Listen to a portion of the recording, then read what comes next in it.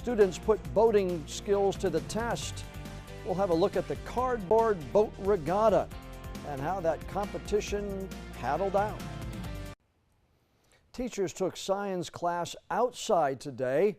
Students built cardboard boats and then had to sail them across the pool at Echo Farms without sinking. WECT's Kaylee Tracy has some of the sights and the sounds from the science lesson.